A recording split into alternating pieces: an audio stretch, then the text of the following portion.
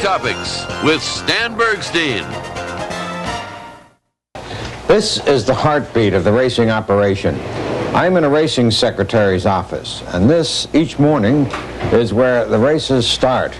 This is where the entries are made, where the racing secretary and his staff and the judges check the eligibility, and where the racing secretary ultimately puts the racing card together.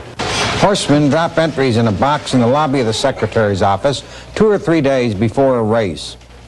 At closing time for those entries, which is usually 9 o'clock in the morning, but can also be in the evening if the racing secretary wishes, the secretary and his assistant and the racing judges take those entries out of the boxes for examination and for checking. The slips are alphabetized for each race, and a cross-check is made to be certain that each horse is indeed eligible to the race in which the trainer has entered it.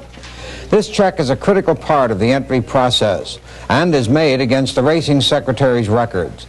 If necessary, the judges or the racing secretary also can check the horse's eligibility papers, which must be in file in the secretary's office and which contain on one form all of the pertinent information about that horse's racing record for the season that could possibly be needed. A master list is then prepared, showing all of the horses in each race in alphabetical order. This list is typed by one of the racing secretary's staff and is returned to the racing secretary, who must decide which horses that have been entered will get to race.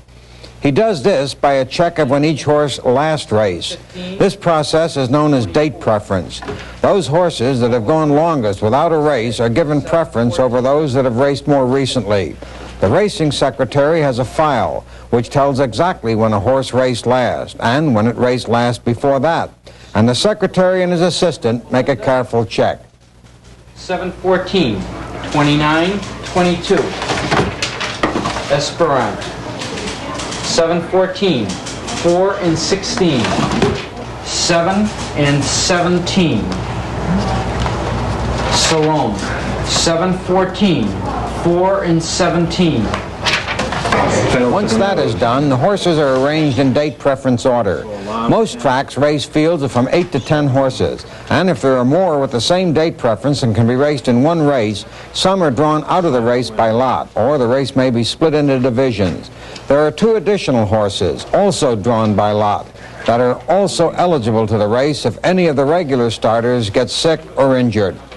The eligibility papers or racing records of the successful entries are then pulled from the file so the program department can compile the program for that racing card.